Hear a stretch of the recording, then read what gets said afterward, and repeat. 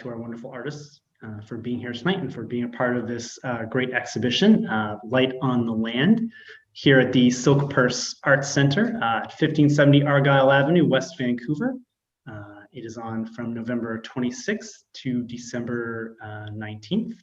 And we here at the West Vancouver Community Arts Council are so thrilled to have this show and to feature these four incredibly talented artists. My name is Stephen Snyder. I am the Gallery and Communications Coordinator, and I will be your host for this evening. And before we get started, it's important that we take a moment to not only acknowledge, but actively recognize that the beautiful lands on which we gather for cultural activities are on the unceded territories and traditional lands of the Coast Salish peoples. And here on the North Shore, those are the Squamish people, the Tsleil-Waututh, and the Musqueam peoples. And predominantly as guests here in North Vancouver and West Vancouver, I can probably safely say that we're all incredibly grateful to be allowed to be here, to live here in such splendor, in such beauty, in such a fantastic natural setting that is invigorating and inspiring, and incredibly happy to our hosts and neighbors for helping to maintain this land and for being our hosts and allowing us to be here as guests. And these beautiful lands are part of what we're going to be talking about tonight, because this exhibition is all about fantastic landscapes inspired by or directly depicting the scenes around us. So our artists this evening are all here on the North Shore, which is great. So we have Hans Gray, Marguerite Mahy, Carrie Mishima, and Riitta Peirone. So thank you, artists, for being here. It's great. Can't wait to get to talk to you about your work and your artistic practices and your inspirations this evening. So let's start off. If everyone wants to introduce themselves, just give a little wave and give a little bit about your background. Let's go alphabetically. So let's start with Hans. So hi, I'm Hans Gray, and I started painting about 12 years ago, having had a 45-year break. I did paint right up until high school, and then after traveling around and working for a few years, I didn't have much time for it. But about 12 years ago, I started again, and I was inspired actually by Harmony Arts, a festival on the waterfront in West Vancouver, and I met Alfonso Tejada there, who is a guy who's very difficult to ignore. And I was very impressed with what he was doing, and he really got me started in plein air painting and watercolors, and that's really what I've been doing most of since then. That's me. Oh, that's excellent. Awesome. Let's move on to Marguerite. Yes, my name is Marguerite Mahy. I have been painting for just over 20 years. I retired early from a clinical nursing position because I really wanted to paint, and not necessarily to be commercially, but I really wanted to paint because as a child, I was born in one of the Channel Islands, and I remember in my teens painting a watercolor sitting on a little cliff looking out into a bay, and I still have it because I couldn't believe what I'd done. And but I never did much more after that, but that's always kept in my mind, and I thought one day when I have more time, I will paint. So I took classes for evening classes while I was still working. And then I've done many, as a member of the North Shore Artists Guild, I've done many workshops. Also done sort of a year of courses with the Federation many years ago, which really helped me develop into a style, even though it isn't a style really, it's my own thing that came out of it all. And I think that's all I have to say at the moment. And what better place to live than Vancouver and a life of sailing I've had, and all these wonderful coves and places that you can visit, and skiing, and it's just so inspirational. Thank you. Totally. That's great. Carrie, let's introduce you. Hi, my name is Carrie Mishima, and I'm a relatively new artist, although I'm not young, but I have dabbled in watercolor for many years, but I really haven't had time to do it seriously until I retired, which was only 3 years ago. So I consider myself at the beginning of my art journey. So I'm doing a lot of experimenting, and in addition to landscapes, I've been trying lots of different subjects, animals, urban scenes, florals. And I think I'm going to try and branch out and do some abstracts. And right now, I guess when I first started with watercolor, I didn't really understand the magic and beauty of it, but I'm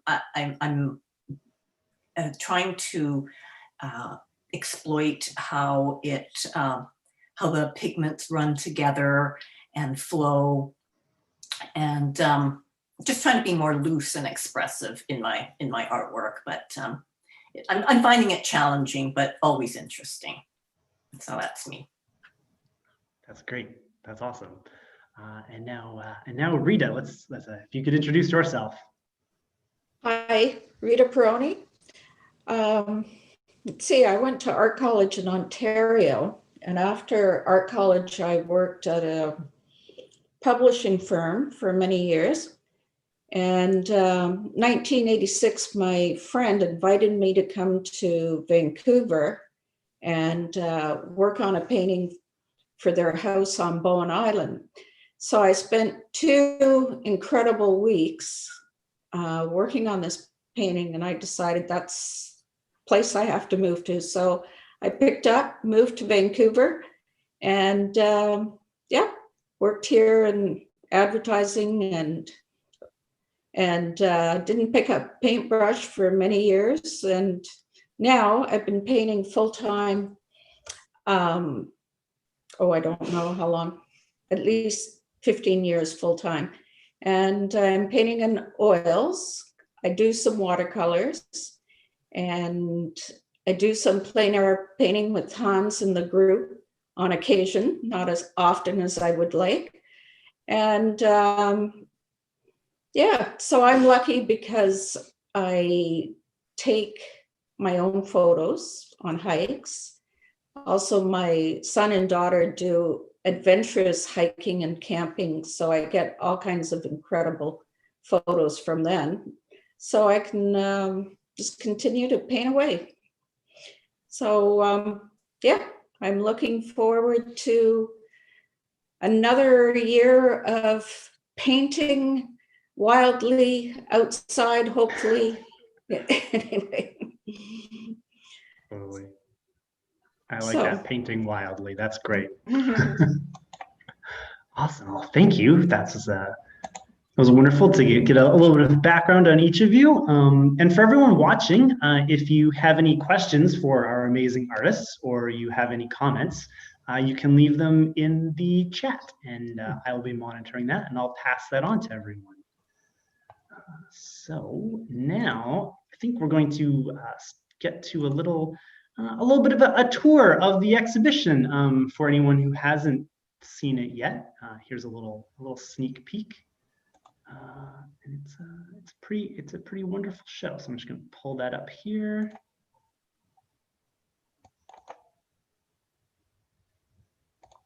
Okay.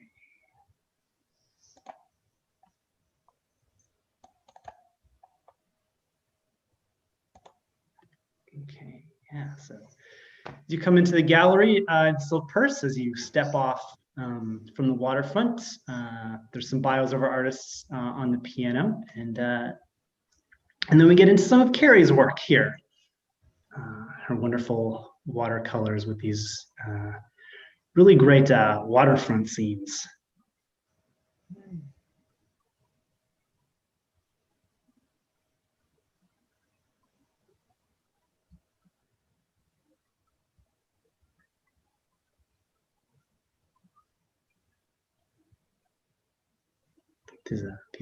These great shadows. Yeah. Right.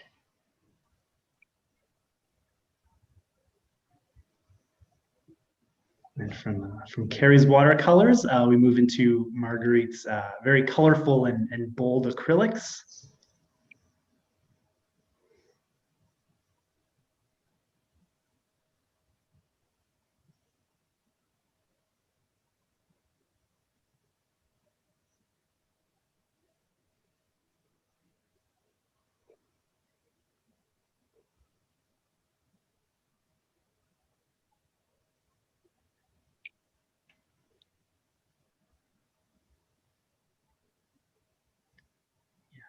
Such vibrant colors.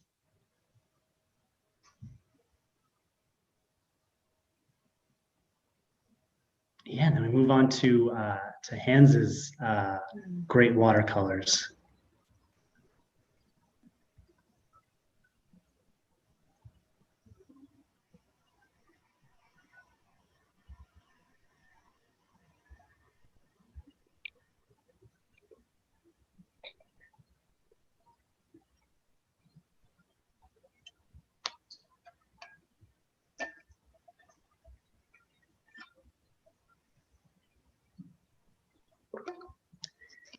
And then over on the other side of the gallery, we get to Riitta's pieces.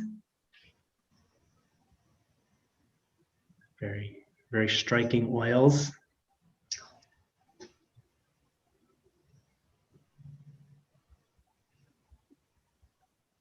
Yeah, it's pretty large, wonderful piece.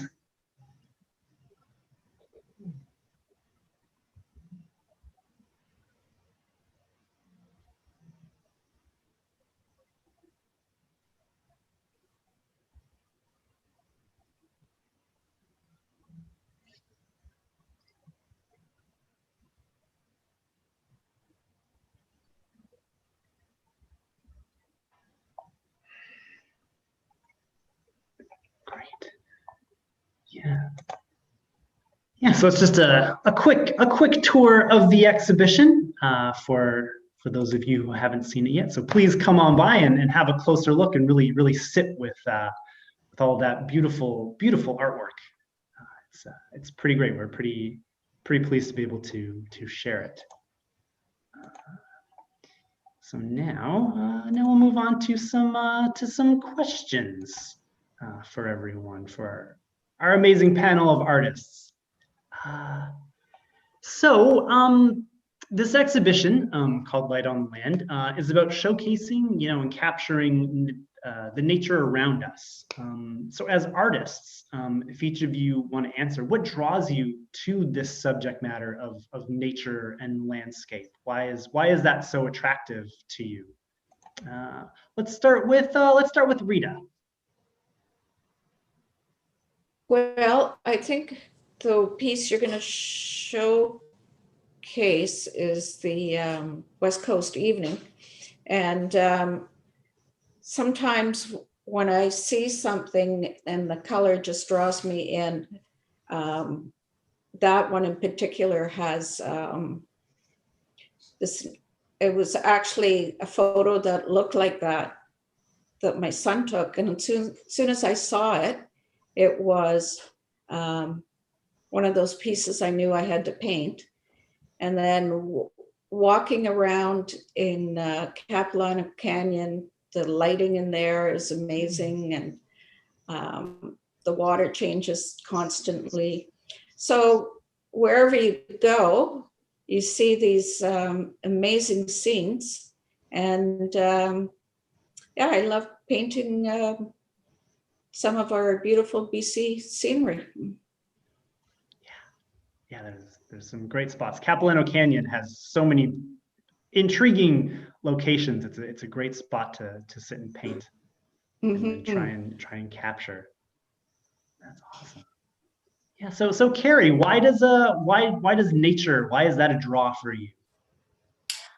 Well, as Marguerite and Rita have said, we're surrounded with such beautiful scenery here. And I'm very drawn to coastal scenes, as you can see from my paintings. And I really like the light that happens where the land meets the sea.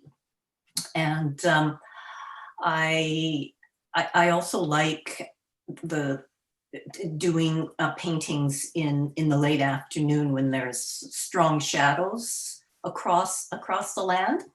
So yeah, that's mainly it's mainly coastal scenes that I've been doing in terms of landscapes. Yeah. That's great. Yeah. So many intriguing coastlines around here too, to Mhm. try and capture. Mm-hmm. Yeah. Awesome. Cool.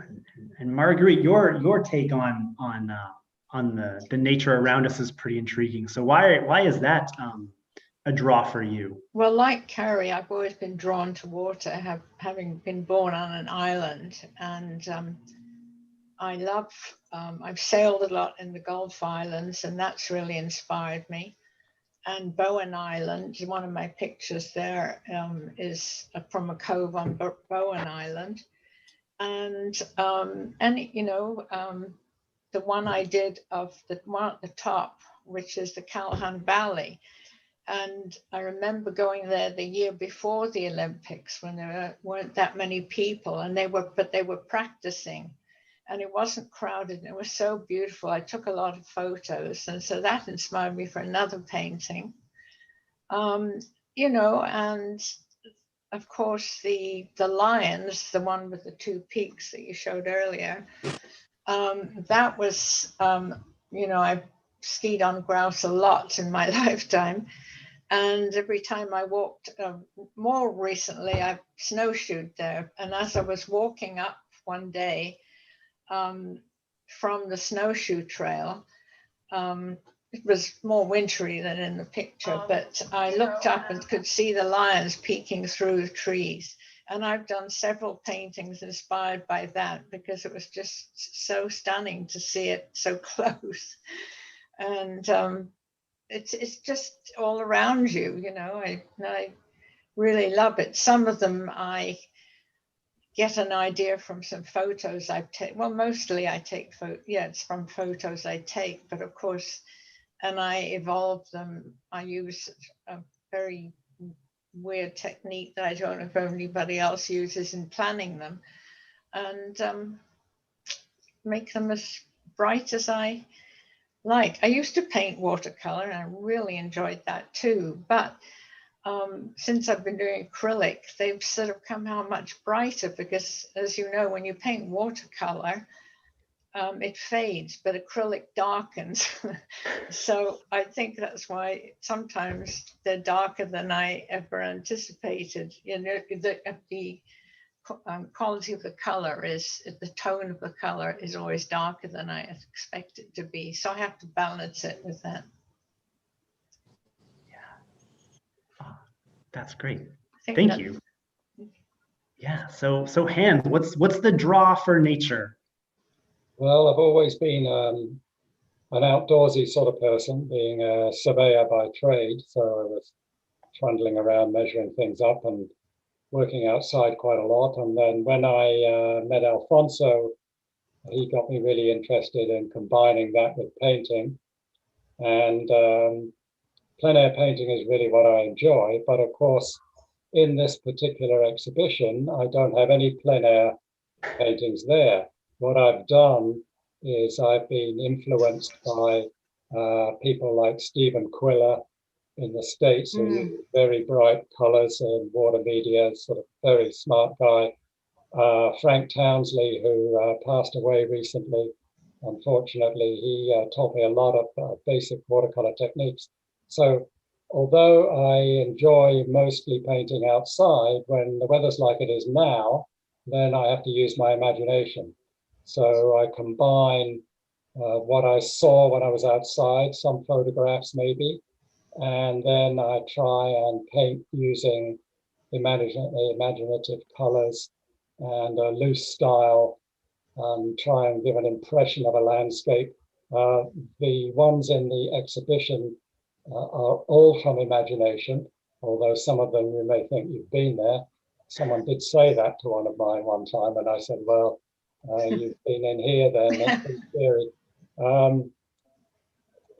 But I like the outside, I like the landscapes, and being surrounded as we are here with amazing landscapes, there's no shortage of inspiration. I'm also influenced a lot by Anne Blockley and Jean Haynes in the UK, have very interesting books on loose watercolors, and that's really what's inspired my work at this exhibition. That's great. Thanks, everyone. You all raised some pretty great points. And some of you kind of touched on this already, but each of you have very distinct styles and use of the medium that you're in, whether it be watercolor or acrylic or oils.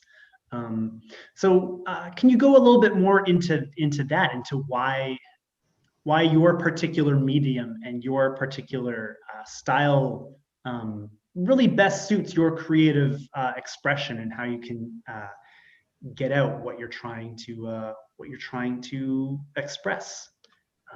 Let's start with Carrie on this one.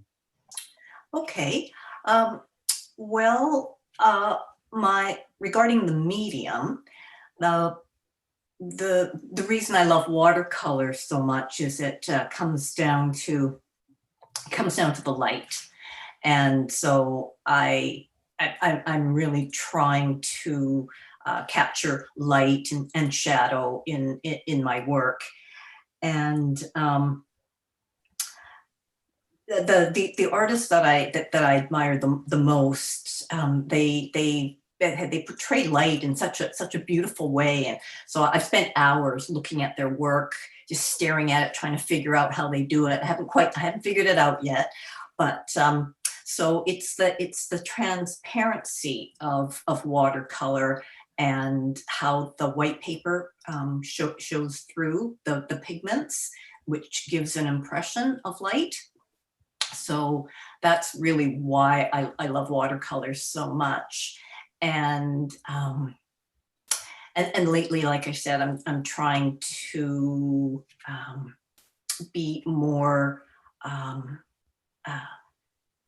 be a little more relaxed with the medium. Before, I used to try and control it a lot, and now I'm trying to go with the flow more, let the pigments flow together. Unfortunately, when it does that, it's very unpredictable, and but you have to just kind of go with it. Hans is very good at that. You'll see his stuff. He's got a lot of pigment flow. I'm trying to get there. Regarding my style, I think it's still evolving, and I am trying to, as I said, be more loose and expressive, and so I think you can create really nice mood with watercolor, and certainly landscapes you can create, a really nice mood if you're looking at, a coastal scene or a forest scene, mountain scenes. So yeah. But as for my style, I'm still trying to figure it out, but it's been fun trying different things. Yeah. No, that's the best part, is experimenting. It is. So as our other fellow watercolorist, Hans, what about watercolor? Is it that intrigues you so much that you work with? Well, the main thing for me, working outside so much, is that it's light. It's lightweight. I don't have to drag things around. I have painted in a little bit in oils and a fair bit in acrylics, but I'm able to get everything I need for watercolors outside in one backpack, the whole thing, carry a chair on the back and everything. And so it was the lightweight that I liked about it. And then I found because I paint outside a lot, you have to paint fast because the light changes so quickly. And so when you're painting fast, you can't paint the detail. There's no time for the detail. So you have to try and get an idea of what it is you're seeing, the atmosphere you're seeing, how it makes you feel in as few brushstrokes as possible. I remember seeing a video of Tony Onley sitting on a rock he said, this painting is going to take me an hour and a half to do. And he sat there for an hour and 25 minutes. And then in 5 minutes, he painted it. Having seen the scene and decided how he was going to actually depict it, he painted it very quickly. I'm not that quick, but I like painting quickly. I like painting without too much detail. And I like the way, as Carrie said, I like the way the paint and the pigments flow. And I've recently started using Daniel Smith granulating watercolors. A lot of paints granulate naturally anyway, but they have a lot of different colors that are made specifically for that. So when they dry, they come kind of speckledy, and so you can get nice textures. I enjoy that. I enjoy trying to get texture out of watercolor, which is a bit of a challenge. But I do like trying that with cling film and things of this nature to try and get some sort of texture in the painting. I don't really have a style. The paintings in the exhibition are a style, but I have a lot of other things that I do which don't look anything like those. So I'm experimenting. I'm learning a lot about color from, as I mentioned, Stephen Quiller before. He has influenced my colors a great deal. And Anne Blockley in the UK with her DVDs, where she takes a photograph of something and then gives an impression of it in watercolor in a very loose fashion. And those are the two people that have influenced my watercolors the most. I like it because it's unpredictable. I seldom plan what it's going to look like before I start. A lot of people do a lot of planning. I don't. I usually sketch 2 or 3 minutes only to get a rough idea where things are, and then I go for it. So it's a loose, fast, more of a sketching style, I guess you would call it. Yeah, so let's move on to Rita. What is it about oils and how you use them, and how does that work for you for getting your artistic expression out? Well, to back up a bit, when I first started getting back to my art, I was doing portrait classes with Elizabeth Smiley, if you remember Elizabeth. And I was using pastels, which I absolutely loved. It was drawing with color, but with my allergies, I can't use the pastels anymore. So then I went to acrylic painting and watercolors, and now I've ended up with oils. I just love the oils color and how they can be fluid. You can use your brush strokes for direction in the painting. And I don't know, I just, when I'm painting, I don't really follow any steps. I just paint and it happens. So that's me. That's great. It just comes out. Yep. And just quickly before we move on to Marguerite's answer, just reminding everyone who's watching, if you have any questions or comments for artists, you can leave them in the chat on YouTube. Yeah, so Marguerite, how does painting with acrylics in your fairly distinctive style, how does that work for you? Why do you do it that way?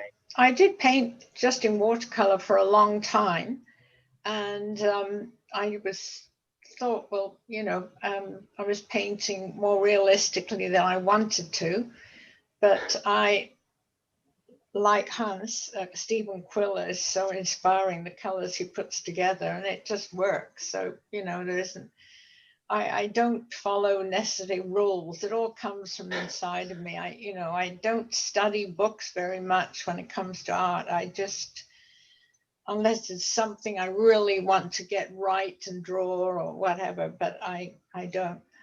And so when I was with the Federation, I decided to take a course in color. And I'd started acrylics, but I wasn't that happy with what was coming out of it.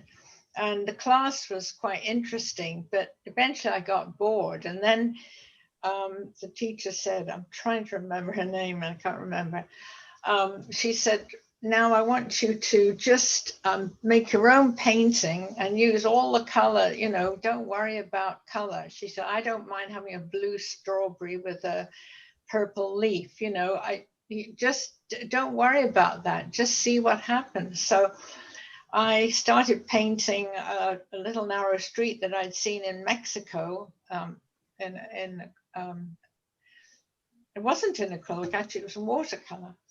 But, and I thought, oh, this is boring. But I did paint lots of different colors, like green churches. And if I was a yellow building, I'd put, you know, red doors, or really mix it all up. And then I finished, I thought, no, I don't think I can make this work. And I was finished for everybody else. And so I outlined everything in a different color, like all the windows, the doors, the streets, the paving.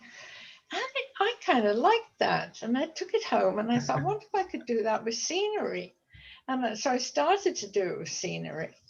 And it was just amazing, you know, how I enjoyed it.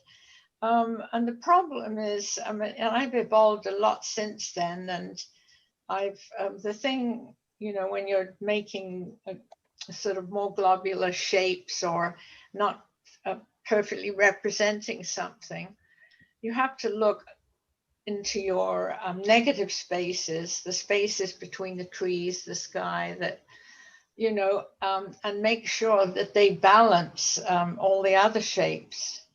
If they don't, it doesn't work as well. So I have a lot of fun doing that. And the one behind you, the garden, is one of lots of different shapes and balancing them. And the other thing I like about acrylics is that, you know, sometimes I put the color in and I think, no, it's not right, but I don't know what it is. So I leave it and then I try different colors. So I might have a certain blue. I think, no, it's not the right blue. And it's only till I put it on the canvas that I know. The other thing I do is, everybody thinks it takes me forever to do, which it does take me quite a long time, is I make the drawing first and on tracing paper. And so that I can erase as much as I like and you know, make the positive shapes and negative shapes. I'm a big on composition. To me, that's very important in a painting, to me, you know, and so I think about that a lot. Then once I'm satisfied with that, I put it on the canvas and use this black transfer paper, which is like carbon paper. But it doesn't mess, you know, the black doesn't all come off everywhere. And then I've got my drawing and I start painting. But that takes me quite a long time because there's a lot of erasing and reshaping and that goes on. So it is quite stylized in a way, but I really enjoy the process of doing it. Yeah. And when I'm outside, I do paint in watercolor. And actually, when I started this style, I did do them in watercolor also. I was a little braver then. I'm getting a bit more conservative now. I think that's all I can say. Yeah. Oh, that's great. Those are wonderful, wonderful insights, everyone. Thank you so much. Now, we're probably going to jump into a little bit of a deep dive here. Each of our artists have selected a piece of theirs that's on display, and going to give us a little bit of a background on it, and maybe tell us why they chose to paint this particular scene, and maybe a little bit behind the scenes on how they did it, and if there's any interesting stories behind it. So let's start with Hans. Okay, let's pull up your piece here.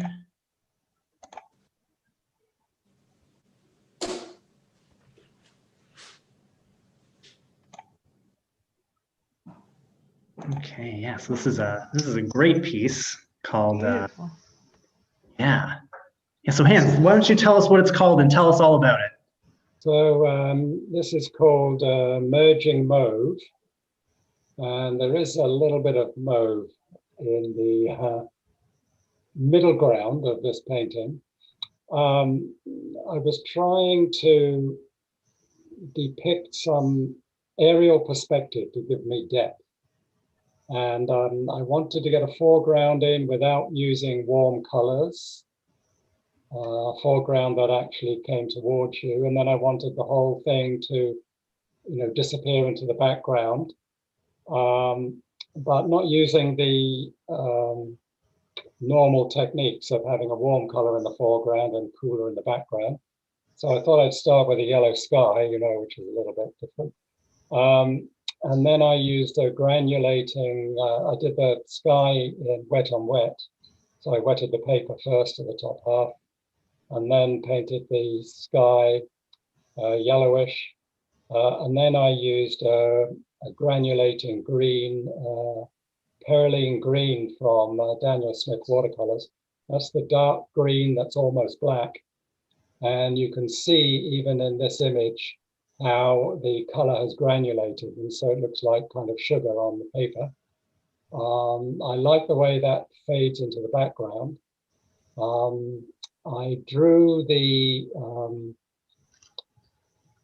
leaves and things in the foreground. I made them dark to start with a thin rigger brush, and then that was once the background was dry.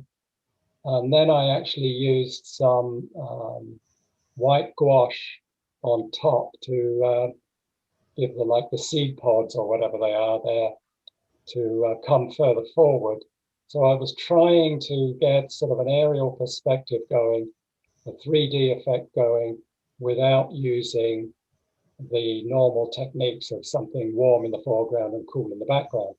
This is inspired really again by Anne Blockley, who does very loose paintings of a similar style. And she takes a photograph. This is from imagination, but after hiking around and seeing things similar, I had this idea in my head. And she usually works from photographs, but she also brings back leaves and branches and twigs and things and puts them in the studio and uses those. I didn't do any of that. This was done really quite quickly. I wish I could do this plein air. I wish I could sit out there and paint something that looked like this outside. But when I get outside, I find it very difficult to be as loose as this. So the idea was to try and get a 3D effect by using wet on wet and a few different techniques. No, I think it was incredibly effective. Yeah, there's definitely a sense of depth in here, especially with all of those little plants and stuff and grasses in the foreground. No, that's lovely. Awesome. Cool. Thanks for that. That's awesome. So let's move on to a great piece by Marguerite. Let me just pull that up.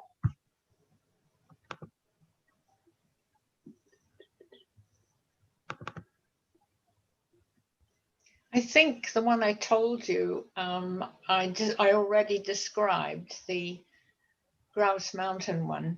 the lions. The lions, yes, a little bit, yeah. So I did already discuss it. So I could discuss the one with the bit of arbutus tree coming out. That's right behind you. Sure, That might be definitely. better. Mhm.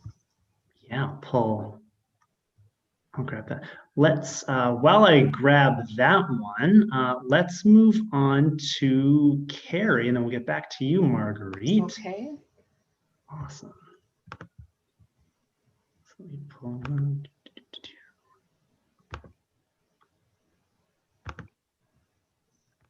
Excellent. Yes, please tell us about this lovely piece. Okay, well, most of the paintings in the show are of the West Vancouver waterfront in an area called Caulfield Cove. At least I think that's what it's called. And I really love that area, and I spent a lot of time down there and going for walks. And I love the rocky shore, the kind of granite rock down there. I love the scrubby trees, of course, the reflection of the light from the water, and the beautiful views of the ocean and UBC in the background. So this and others in the show, other paintings, have been inspired by a particular walk that I did. And I had my camera with me, and it was early autumn. So the colors were turning quite warm, and it was late in the afternoon. So the shadows were very long. The sun was low in the sky, casting very long shadows. So I thought, oh yeah, that's what I'm going to try and capture. And so anyway, that's what I've tried to do here. So the light's coming from the left, and the shadows are coming. You can see the strong shadows in the foreground there, and then the shadows are kind of zigzagging along the path, but I don't know if that's as obvious. So yeah, that is what inspired this particular painting, plus others in the show. And yeah, don't know what else to say about it. Didn't really use any fancy techniques. Yeah, just tried to get kind of a softness going, and because I tried not to get too many hard edges, but I think I got a little too detailed in the shrubbery. But I'm always so critical of my work when it's done. As most creatives are. Yes. That's what I understand. Yeah. Yeah. No, I think the detail in the shrubbery is really great. It really helps draw you in and take you through the piece. Thank you.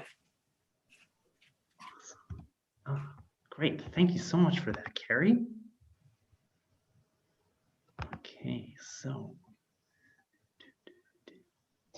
yeah, so this has been pretty fun, everybody, so far. I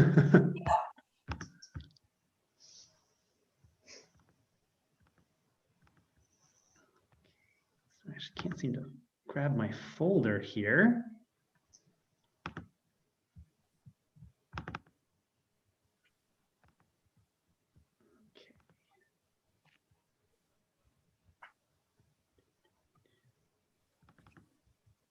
There we are. Sorry for the delay. My fault. No, not at all. It's great that you get to talk about so many things. Yeah, this is awesome. Okay. Yeah, this is a great piece too. All right.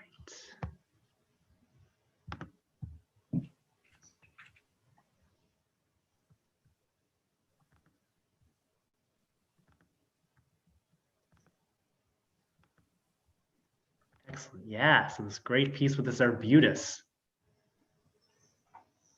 Yes, that one was inspired was that when I was on the Gulf Islands and looking across to the mount, looking south, I guess, in the distance.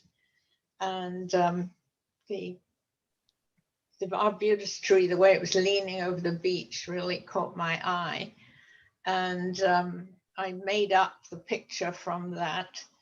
And I love doing water because there's so many different things that happen in the ocean. What else can I say about it? So I took a photo, so I had the tree, and then, I again traced it on, and then I don't plan absolutely everything. I just, composition is important to me. And very often I find I put something in the corner and don't put something on the other side. And, you have to put something to balance it. So I raised up the mountains, and that's part of the fun, doing your own thing with it. And very often I don't, people see my paintings and say, oh, I know where that is. And it's not there at all. I made it up, but it is inspired by what I've seen. And yes, so that's just straight acrylic. What I find with acrylic is that I have to put about 3 layers on to get it absolutely smooth. If it's too thin, I'd have to put 4 or 5 layers on. But what that allows me to do is to balance the colors, say, oh, well, I need more of this green here, or more of that blue there, or and then I can change it. And very often I've done the background first, and I've had to change it because it doesn't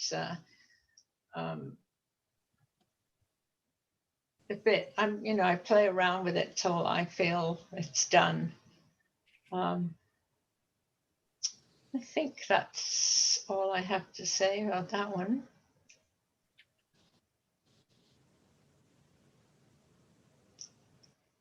It's amazing how many layers of paint I have to put on, and each painting probably takes me a total, I never time it, but probably about 24 hours.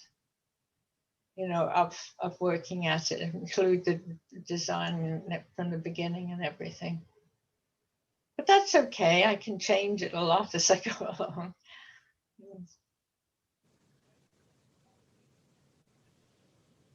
I think that's it. So our host has disappeared. Ah, yes. Yes. Oh, we're abandoned.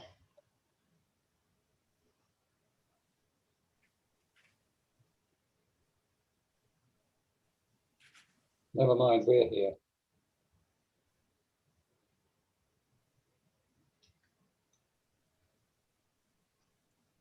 What's happened? So Hans, you were saying the Stephen Quiller, and you mentioned another artist that passed away. Who was that? Frank Townsley. Oh, yes. Oh, right. Frank, That was recently. yeah, just a few weeks ago.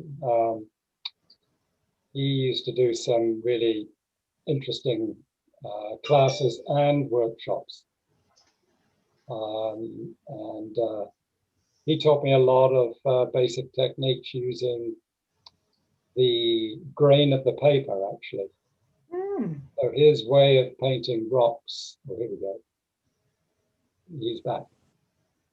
Everyone, sorry about that. Yeah. Welcome back. Everything just quit out. Sorry, Marguerite, I'm sure you were saying some wonderful things. Oh, that's okay. I think I've finished with it. Yes. Awesome, great, thank you. Yeah, no, beautiful, beautiful piece too. So now we'll move on to Rita to talk about your great, great work of art here.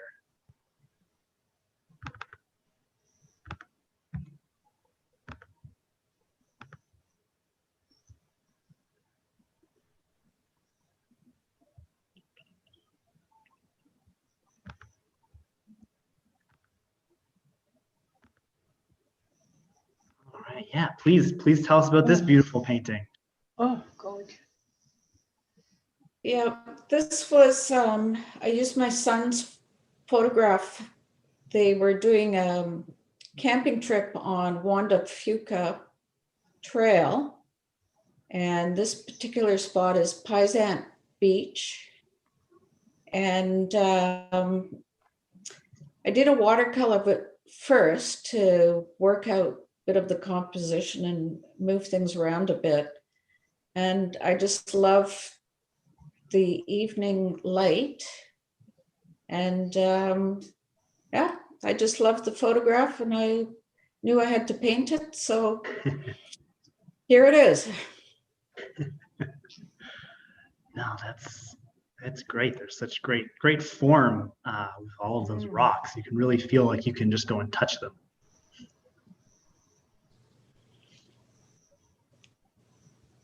Excellent. Yeah, lovely work, everyone. Those are brilliant pieces. Okay. So I think, yeah.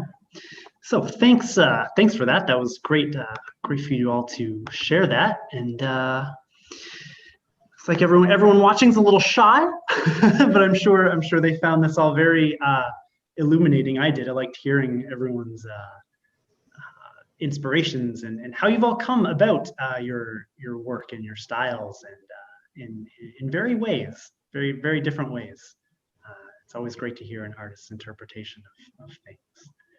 So again, everyone who's watching this now and watching it later, you can come on and see this amazing exhibition, Light on the Land, at the Silk Purse Arts Center at 1570 Argyle Avenue in West Vancouver, next to John Lawson Park. And we have all of the appropriate safety guidelines and checks. You can come on in and enjoy this beautiful show comfortably and safely, and take in all this beautiful artwork until December the 19th. It's Saturday, and the gallery is open Thursdays through Saturdays, noon till 4.